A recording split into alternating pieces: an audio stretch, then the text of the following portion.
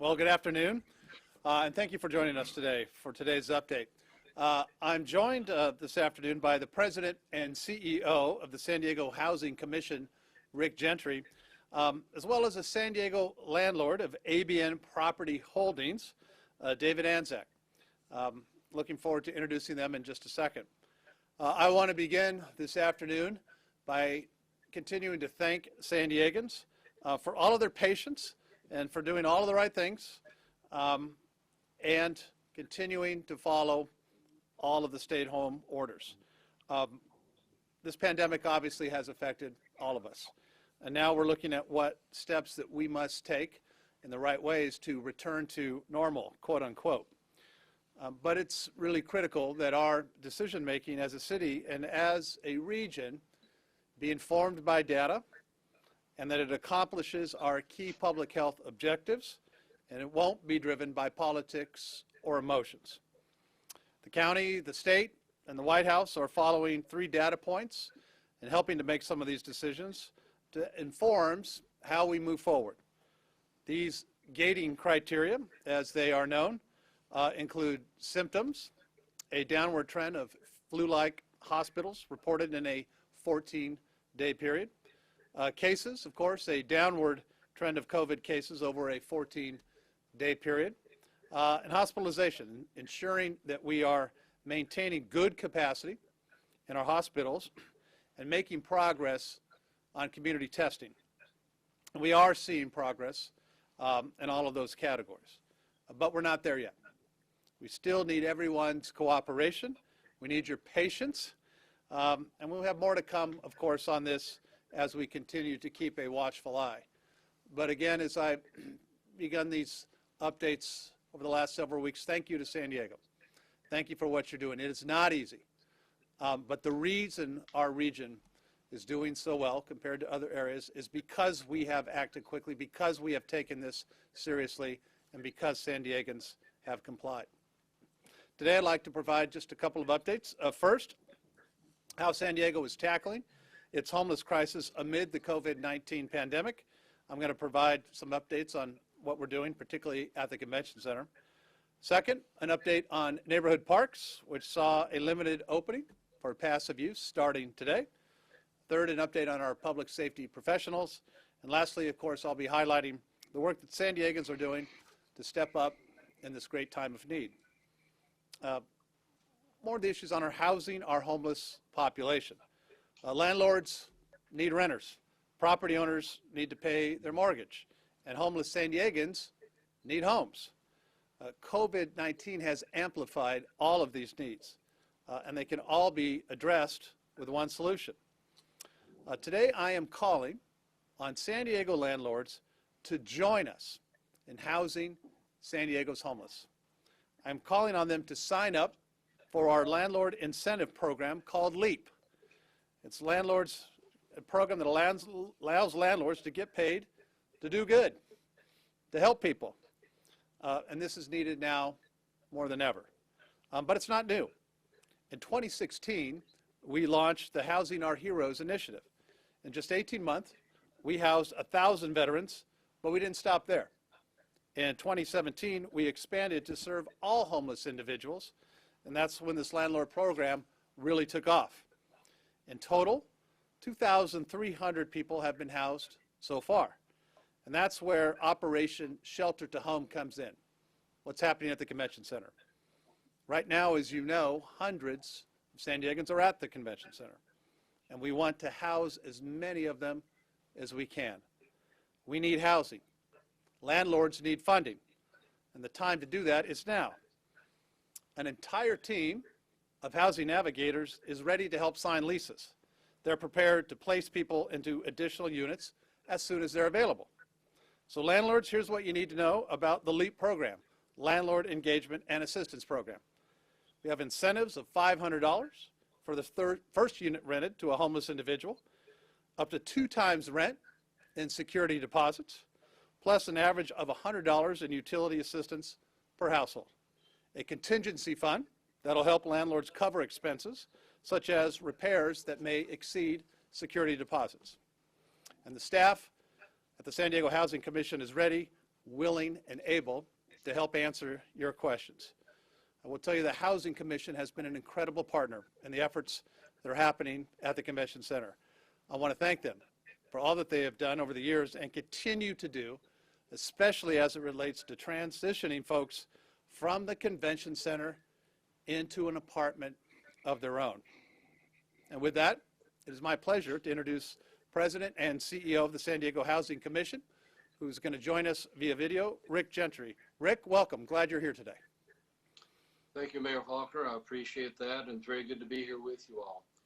As I'm not going to try to repeat the numbers that Mayor Faulkner just indicated to you, but I would just like to reiterate that the Housing Commission and the city have been partners in the efforts to house homeless San Diegans for some time now. The Housing Heroes program, which ran for 18 months from 2016-2017, allowed us to house some 1,000 veterans utilizing the existing housing base here in San Diego, existing landlords that we already had relationships with, and added some new ones to it. The mayor indicated very well the incentives that are there for the landlords, and I think this particular program offers, through the LEAP program, offers the ability not only to house some of the most vulnerable citizens who absolutely need the shelter, but also a program that will help the landlords who may, in some cases, be experiencing some financial hardships on their own.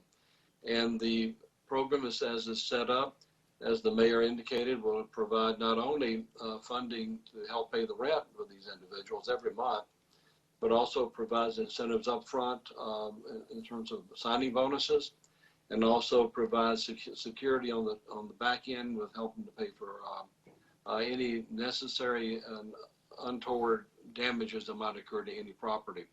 So our assurance to the landlords is that this is a program we've been operating a number of years. We have something like 700 total landlords that are working in our programs now, and we've added about 300 to the program ever since we started doing the Housing Heroes program, which has morphed into the the LEAP program as well. In addition to the 1,000 Housing Heroes individuals and families up in the Housing Heroes program, I'll point out that we've added since July the 1st, 2017, an additional 2,300 individuals and families off the streets utilizing the LEAP program. So in total, some 3,300 individuals and families, individual households that have been helped through this program going back to 2016. And it's worked in concert with the private sector and with the landlords who are willing to participate.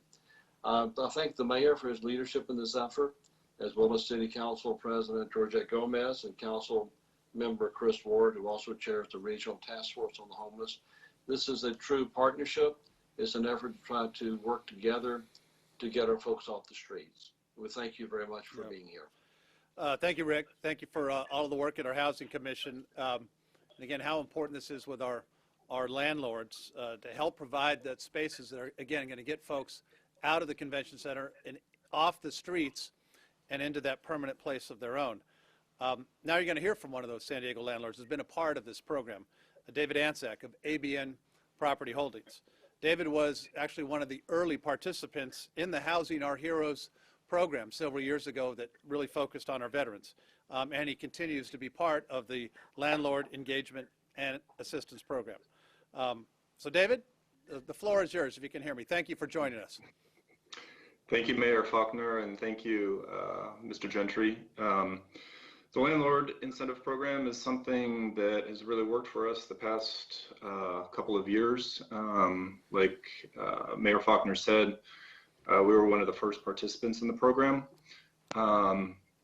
As Mr. Gentry said and Mr. Faulkner said, there are a lot of incentives to participating in the program, including the Landlord Contingency Fund. Any damages or any liabilities that are incurred above and beyond the security deposit are covered by the Housing Commission. The Landlord Incentive Program provides a benefit to participate and to accept Section 8 participants. The Vacancy Loss Program is a big benefit to us. This aspect of the program covers rents when a unleased unit is rented to a Section 8 participant or elite participant. So it really helps out in covering the gap between tenants, and that's a big thing for us because it helps to defray some of those vacancy loss costs. It's a really great program. I'm a big advocate of it, especially now when a lot of people are and landlords are being affected by difficulty in paying rent. It's a huge benefit to us to have the security to know that the Housing Commission is going to pay the rent. It takes a lot of that, are tenants going to pay or not going to pay? We know that the Housing Commission is going to pay their rent every month. So it gives us a lot of security and comfort and the ability to plan to know how we're going to move forward in addressing this pandemic. Terrific. Well, thank you, David. Thank you for being a part of this program to help reduce homelessness in San Diego. And I would say to other landlords that are out there that are watching, we need you to join. We'd like you to help participate. We have a lot of need at the convention center that we need to transition. You can join by going to the San Diego Housing Commission, or you can just go to our website, sandiego.gov/coronavirus for more information. Next up, I want to give an update on the testing that's happening at the convention center. First off, our ongoing COVID-19 testing for homeless individuals, staff, and volunteers continues again. This is a preemptive move to make sure that we are preventing the spread of COVID-19. And as I said from the beginning, we do expect some positive tests in the asymptomatic population, but thus far we haven't had any of those. Because as we all know, it is possible for people to have COVID-19 and exhibit no symptoms. So we want to identify those individuals to help contain any spread. Here are the latest numbers. We had 975 folks in shelter this morning. 200 of those are individuals who were living on the street and they came in through our outreach teams. As of 8 a.m. this morning, 199 tests have been conducted since last Thursday. No tests were done over the weekend. We have had 0 positive tests to date. 149 were negative, and 45 are still pending. And as a reminder, health is monitored every day for our convention center folks. Anyone who exhibits symptoms is removed, placed in any of the hotels that we have available. So I want to, again, commend everybody who's out there at the convention center. Thank again the Lucky Duck Foundation, Family Health Centers for the testing, and to all of our providers who are doing incredible work. Topic number 2 today, update on our neighborhood parks, which, saw limited openings today. The first day went very well. No major issues at all to report. Thank you again, San Diegans, doing the right thing, keeping that social distancing. Barricades came down this morning at neighborhood parks all across the city. We had our staff out there giving people information about what folks are allowed to do, what folks are not allowed to do.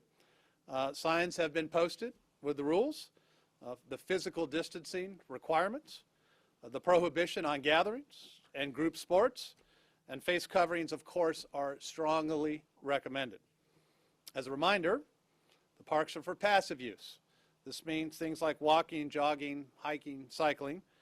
Rec centers, skate parks, basketball courts, and the like are still closed at this time. Household units, family members can be together because they've been staying at home together. But unless you're with your household unit, you should be conducting your activity at the park alone while keeping a physical distance of at least 6 feet. People, as I said, are following the rules. It was a very good first day. So thank you. Keep it up. We are going to continue a data-driven and public safety approach as we look to whether we continue to dial things up or dial things down. More to come on that later this week. Topic number 3, our regular update on public safety professionals. At this time, we are announcing that 3 additional officers have tested positive for COVID-19 within our San Diego Police Department. I had the opportunity to reach out to them this afternoon and wish them a very speedy recovery. This brings our total to 7 officers for the San Diego Police Department, 4 lifeguards, and 1 firefighter. I think this serves as a powerful reminder to all of us that we are seeing progress. We are seeing that light at the end of the tunnel, but we're not there yet.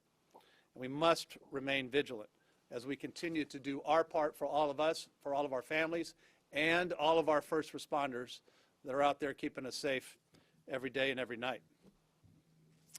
Finally today, our continued efforts to highlight San Diegans stepping up in a time of great need. On April 1st, we did launch Operation Shelter to Home at the Convention Center, which I talked a lot about today, to help individuals experiencing homelessness. And we have 2 very clear goals: keep everybody safe and healthy, but also to help them find housing.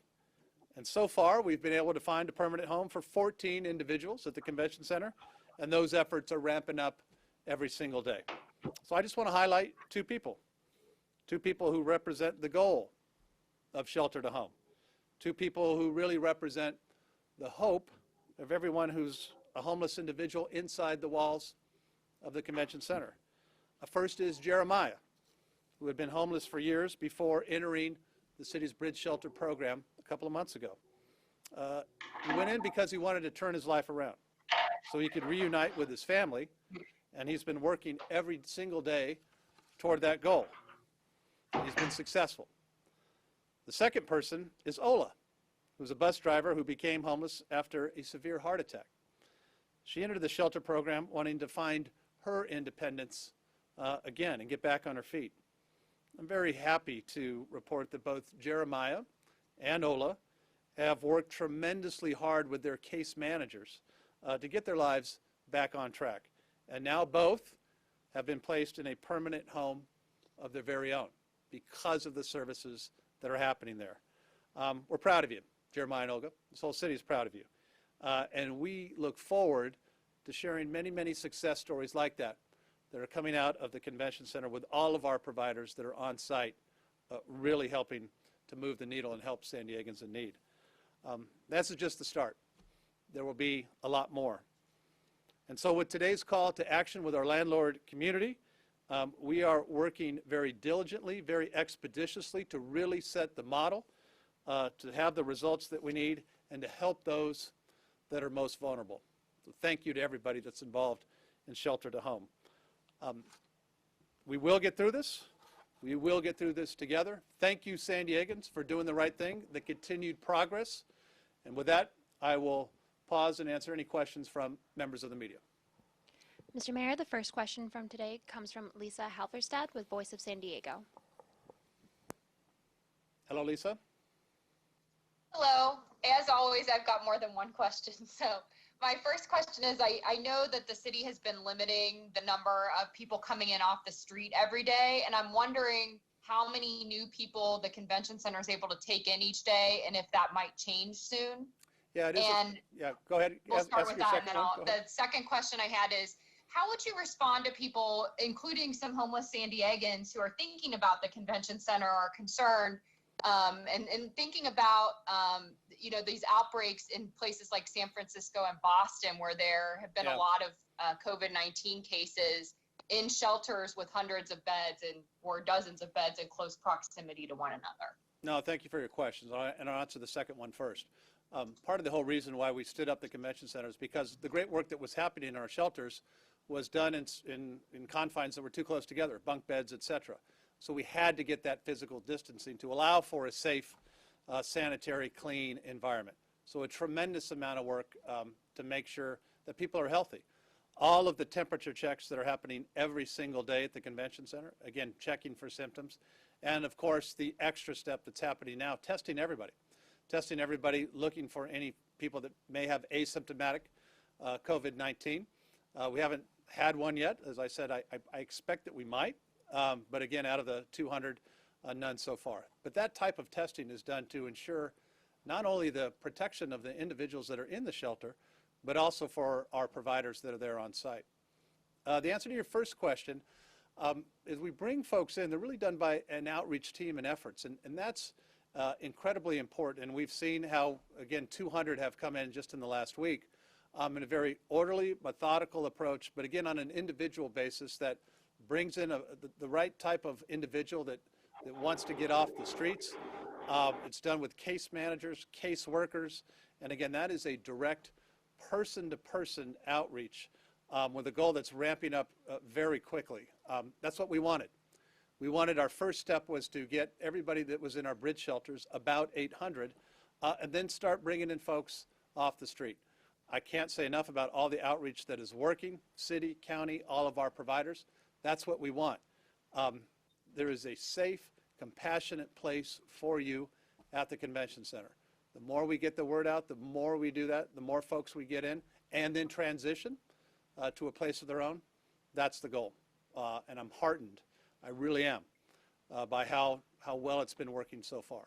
Very difficult situation in terms of what's happening, but I'll tell you, the spirit, the camaraderie, the momentum of all of our providers really is phenomenal to see, and that represents just a great success for our city. Thank you for the question. And the next question comes from Jacqueline with Fox 5. Hello, Jacqueline. Hi. Hi, how are you? I'm good. So, Thank you. I just had a couple questions. One being the fact that I know the county reported 15 new deaths today, same day as some of these parks are reopening, which you touched on. Does that at all concern you guys that maybe we're starting to reopen too soon? No, everything we've done is in collaboration with our county partners. That's why I said at the very upfront in the beginning, we want to take a data-driven approach and a public health approach. We've said that from the very beginning. And I think that's been a hallmark of how the city and the county and all of the folks are working together. Obviously, as the county said, you have a lagging indicator in some of that data, but this is why we are not out of this yet. This is why the social distancing is still incredibly important. This is why we've had limited openings. This is why we have very clear rules of what we're going to do and strike that right balance. So we've been very fortunate to have the progress that we've had in San Diego, the San Diego region, in terms of flattening that curve. That has to continue for us to do more. And we will do it in partnership, in close partnership with our public health officials. And the next question comes from Omari with NBC7. Hello, Omari.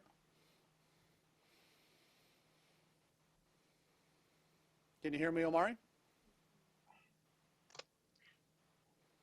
Sorry, I had to unmute myself. You can hear me now, right, Mayor? I can hear you. Okay. The mute thing All right, happens a sorry about lot that. with all of us these days. That's okay. Okay. Yeah. Economic question.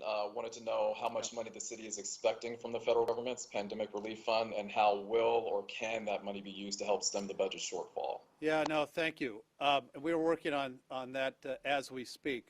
I'll get you the specific dollar amounts because I think we should know that in the coming days.